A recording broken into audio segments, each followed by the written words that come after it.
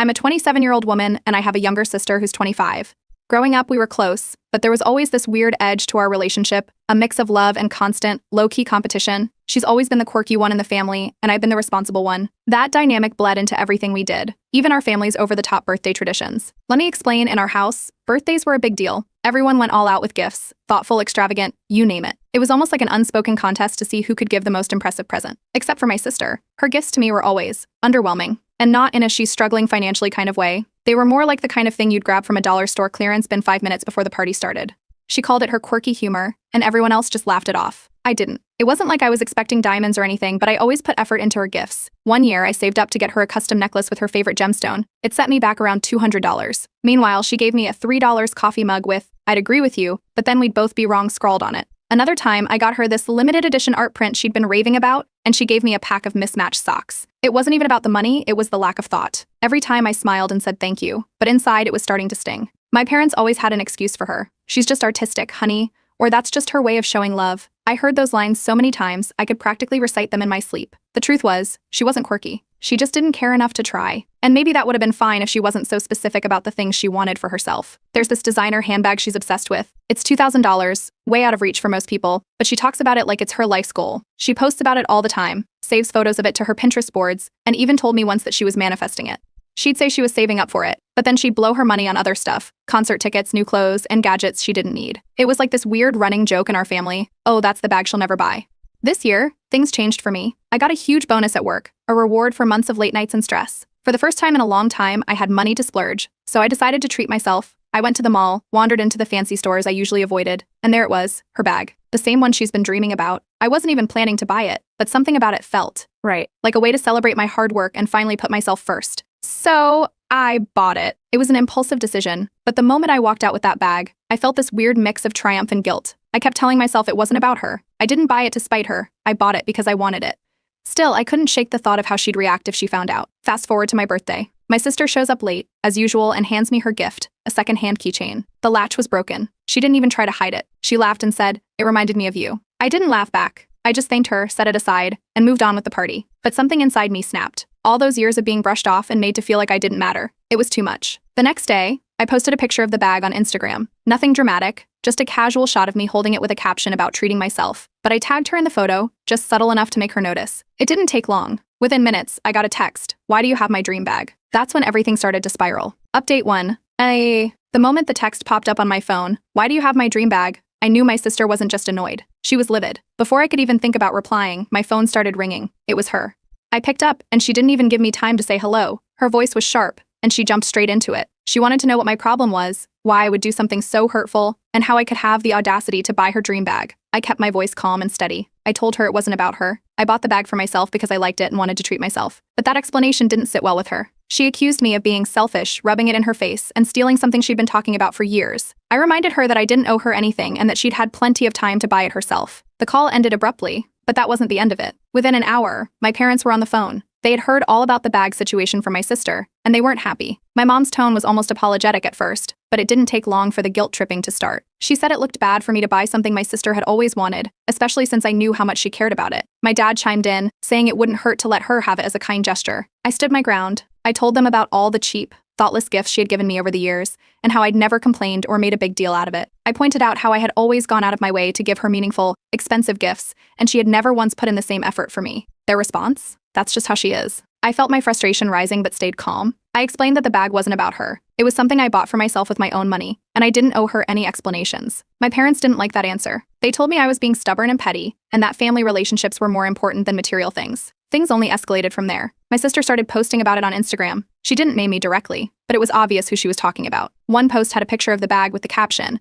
"Imagine buying this just to hurt someone you're supposed to care about." Another said, "Some people really don't understand how to be a decent sibling." At first, I ignored it. I figured she'd vent and then move on. But then mutual friends started messaging me asking why I would do something so cruel. One even sent me a screenshot of her story. She was painting herself as the victim, saying that I bought the bag out of spite to ruin her dream. I felt isolated. No one seemed to care about my side of the story. But then something unexpected happened. My coworkers started noticing the bag. A few of them complimented it, asking where I got it and saying how beautiful it was. For a brief moment, I felt a little lighter. It reminded me why I bought it in the first place, to celebrate my hard work and treat myself. But my sister wasn't done. She sent me a long text that night, filled with dramatic phrases about betrayal and how she'd never forgive me for this. She ended it with something along the lines of, "I hope you're happy ruining my dream." I didn't reply. The next day, my mom called again, this time with a compromise. She suggested I give the bag to my sister as a peace offering. I could almost hear her trying to make it sound reasonable, but I wasn't having it. I told her no, and that I wasn't going to reward my sister's entitlement. My mom sighed and said I was being difficult. Meanwhile, my sister doubled down on her social media posts. The passive aggressiveness turned into outright hostility. She even posted a screenshot of our text messages, carefully cropping out anything that made her look bad. She added a caption about how she was done being disrespected. More messages rolled in from mutual friends. Some were genuinely confused, asking for my side of the story. Others just told me to apologize and give her the bag to keep the peace. One friend even said I was being cruel for holding on to something that would mean the world to her. But I wasn't budging. The bag was mine. It wasn't about her, no matter how much she tried to make it seem that way. By the end of the week, I'd had enough of the drama. I blocked her on social media to stop seeing the constant posts. That didn't stop her from texting me, though. Every message was a variation of the same thing: guilt tripping, emotional manipulation, and demands for the bag. It felt like everyone was against me, my sister, my parents, even some of our friends. But I wasn't going to cave. For the first time in years, I was putting myself first, and I wasn't going to let her take that away from me. Update 2. I didn't want to go to the family dinner. After everything that had happened, I knew it wasn't going to be a pleasant evening, but skipping it would have only added fuel to the fire, and my parents made it clear they expected me to be there. So I went, dreading every second leading up to it. When I arrived, the tension was already thick. My sister was sitting at the far end of the table, scrolling on her phone, avoiding eye contact with me. She didn't say hello or even acknowledge me, which wasn't a surprise. My parents, on the other hand, greeted me with strained smiles. It was obvious they were trying to keep things civil, but the unease was palpable. We started eating, and for a while, everyone pretended like everything was normal. Small talk about work, the weather, and my cousin's upcoming wedding filled the air. But it didn't last long. My dad set his fork down and cleared his throat. "We need to talk about this bag situation," he announced, breaking the silence.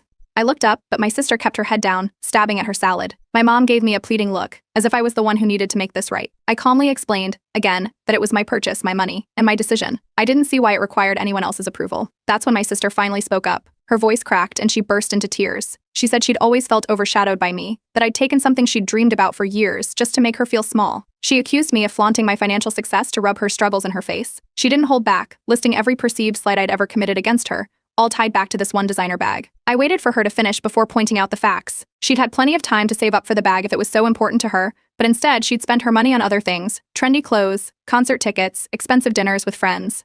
I reminded her that I had worked hard for my money and that this purchase wasn't about her at all. It was a reward for myself, and I wasn't going to apologize for that. My parents didn't like that response. They said I was being harsh and that I should consider how my actions affected my sister. My mom chimed in, saying family relationships should come before material possessions. My dad agreed, telling me to apologize and find a way to make things right.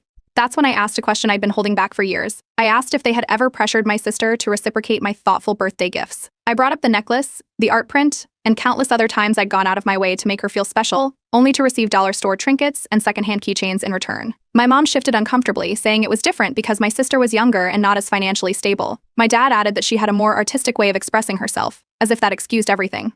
The room went silent after that. My sister stormed out, muttering something about how I was toxic and impossible to deal with. My parents didn't try to stop her. My mom just sighed and told me that I should have handled things differently. My dad shook his head, clearly disappointed. I finished my meal in silence and left as soon as I could. But the drama didn't end there. By the next morning, the rest of the family had heard about the argument. My sister wasted no time spreading her version of events, conveniently leaving out the years of one-sided gift-giving and entitlement. My phone started buzzing with messages from relatives, most of them siding with her. One cousin sent me a long message about how family should always come first and how giving her the bag could be a gesture of love that might repair the relationship. I didn't respond. Another cousin, to my surprise, said she thought I was in the right and that my sister needed to grow up. Still, the overwhelming majority painted me as the villain. I decided it was time to take a step back. I limited contact with my parents and ignored most of the messages from relatives. I needed space from the constant guilt-tripping and drama. My sister had made it clear that she wasn't interested in seeing things from my perspective, and my parents were too busy trying to keep the peace to hold her accountable. For now, I'm keeping my distance. The bag drama might have started as a small disagreement, but it's turned into something much bigger, a spotlight on years of unequal treatment and unspoken resentment. I'm not sure where things will go from here, but one thing's certain: I'm done being the only one expected to compromise. Update 3. The fallout reached a new level when my sister took the drama to the next logical place: social media. She posted a lengthy Instagram story, complete with dramatic captions, carefully chosen emojis, and a curated narrative that painted me as the villain. She called me a greedy sibling who bought her dream bag out of spite and accused me of deliberately crushing her dream. There were even screenshots of text exchanges, of course, cropped to make her look like the victim, and a photo of the bag with a caption about how it symbolized everything wrong with certain people. At first, I rolled my eyes and tried to brush it off, but her story started gaining traction. Friends of friends were commenting, strangers were chiming in, and before I knew it, the post had gone semi-viral within her circle. I started getting messages from random people, calling me petty, selfish, and worse. Some even tagged me in their replies to her story, adding fuel to the fire. It didn't take long for the hate to get overwhelming. My phone buzzed constantly with notifications, each one a reminder of how quickly a narrative can spiral out of control. I thought about posting my side of the story, laying out the years of one-sided gift giving, the entitled attitude, and the truth behind why I bought the bag. I even drafted a long post, complete with receipts literal and metaphorical, but I deleted it before hitting send. Feeding into the drama wouldn't solve anything. Instead, I vented to a close friend who had been following the situation from the start. She listened patiently, then gave me the best advice I'd heard in weeks. Ignore the noise. She reminded me that most of the people piling on didn't know the full story and probably didn't care to. Engaging would only make things worse. So, I tried to move on. I kept using the bag, refusing to let the drama dictate my choices. At work, my coworkers continued to compliment it, completely oblivious to the chaos happening behind the scenes. Those small moments of normalcy helped more than I expected. But my sister wasn't letting it go. She ramped up her campaign, pushing my parents to intervene further. They called me again, asking if I'd reconsider attending a family meeting to resolve the issue.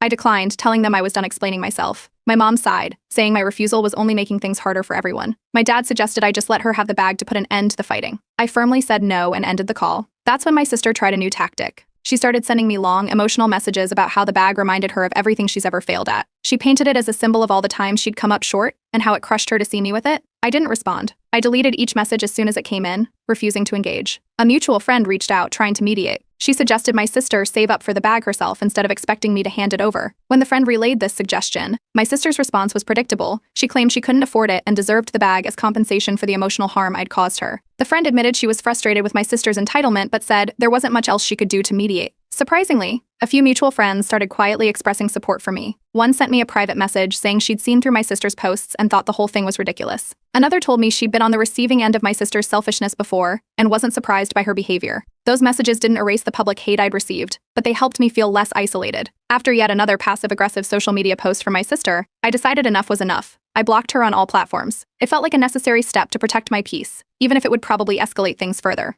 A week later, I found out just how far my sister was willing to go. A coworker sent me a link to a GoFundMe campaign she had started, titled something like "Help Me Finally Achieve My Dream." The description was as melodramatic as you'd expect, filled with vague references to a greedy sibling who had wronged her. The goal amount was $2,000, the exact price of the bag. The campaign had only raised a few $100s by the time I saw it, mostly from extended family and her friends. Some of the comments were downright ridiculous, talking about how they hoped she'd finally find happiness and overcome this cruel injustice. One relative even tagged me, writing, "I hope you're happy now." I considered reporting the campaign for spreading misinformation, but ultimately I decided it wasn't worth the effort. Watching her resort to crowdfunding for something she could have saved for herself felt like validation in its own way. I forwarded the link to the mutual friend who had tried mediating, and her response was a mix of disbelief and laughter. For now, I'm staying out of it. If my sister wants to turn a handbag into the hill she dies on, that's her choice. But I've made mine, and I'm not budging. Update 4.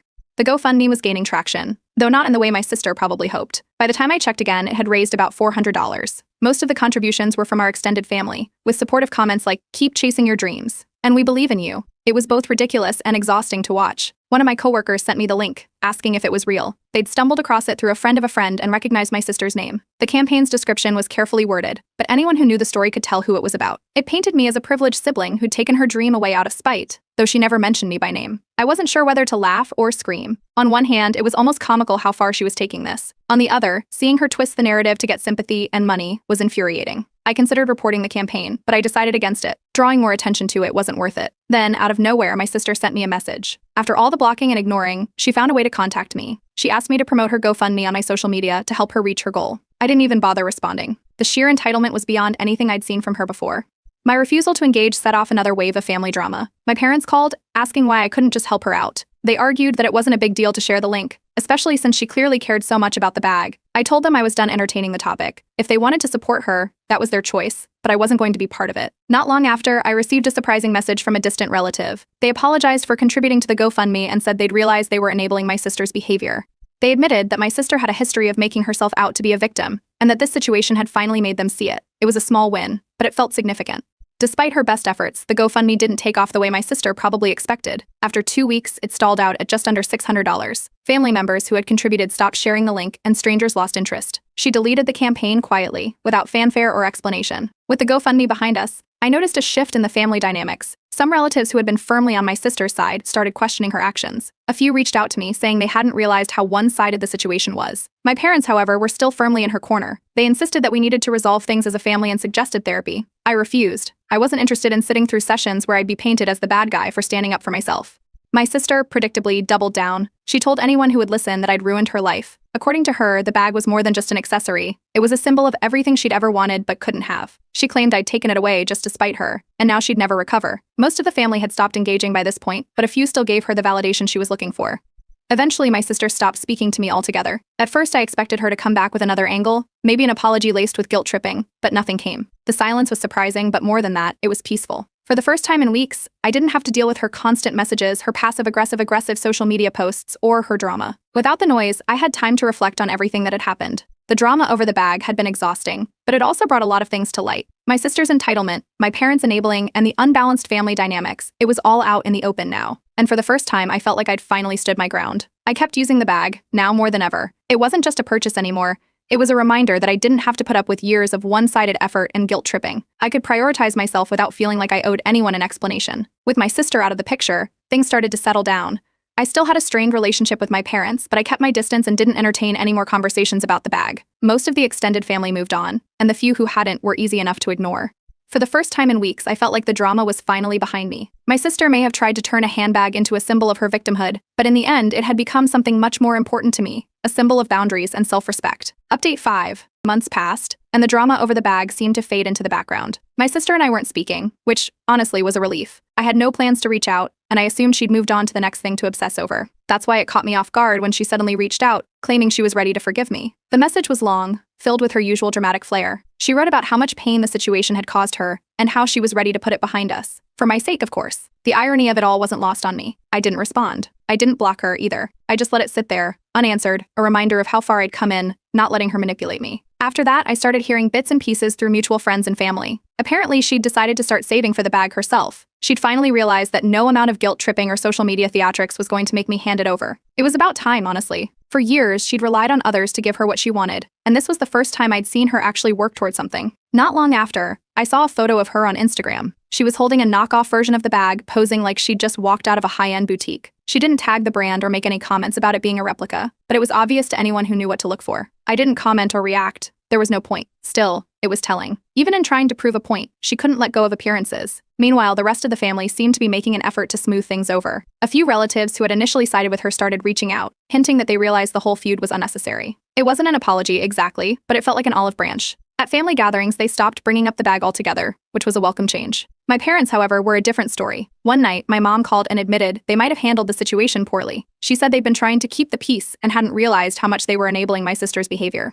But then she pivoted, asking if I'd consider apologizing to move forward. I politely refused. I told her I wasn't holding a grudge, but I wasn't going to apologize for standing up for myself. Respect had to go both ways. Around this time, I noticed something else. The gifts I received from family members started to change. Birthdays and holidays came with thoughtful, meaningful presents, almost like they were trying to make up for years of imbalance. I didn't bring it up or ask why, but it was hard not to notice the shift. Whether it was guilt or genuine effort, I wasn't complaining. As for my sister, she eventually did buy the bag. I saw it in another Instagram post, this time the real thing. There was no acknowledgement of the drama that had surrounded it, no nod to the months of chaos it had caused. She simply posted a photo of herself holding it, captioned with something generic like "finally." It was very on brand for her to act like the whole thing had never happened. By then, though, I didn't care. The bag had stopped being a point of contention and started being something else entirely, a reminder of why I needed to set boundaries. Every time I used it, it felt less like a luxury purchase and more like a symbol of the decision to prioritize myself. It wasn't about the money or the materialism, it was about taking back control of my life. My sister stayed distant after that, though not in a hostile way. She didn't go out of her way to avoid me, but she also didn't make an effort to reconnect. At family events, we kept things civil, sticking to surface-level conversations about work and mutual acquaintances. The dramatic outbursts and passive-aggressive comments were gone, replaced by a kind of awkward detente. Mutual friends also stopped bringing up the incident. It was like everyone silently agreed to let it fade into the past. No one wanted to relive the months of social media wars and family tension, least of all me. I was just glad to leave it behind. The last time I thought about the whole ordeal in any real detail was during a work trip. I was in the airport, waiting for my flight, with the bag sitting next to me. A stranger complimented it, asking where I'd gotten it. I thanked them, smiled, and gave a simple answer. It didn't cross my mind to mention the months of chaos it had caused. To me, it was just a bag again, albeit one with a lot of history. Looking back, I'm proud of how I handled everything. It wasn't easy, but standing my ground was worth it. For the first time in a long time, I put myself first, and I didn't let guilt or drama pull me back. That, more than anything, is what I'll take away from this experience.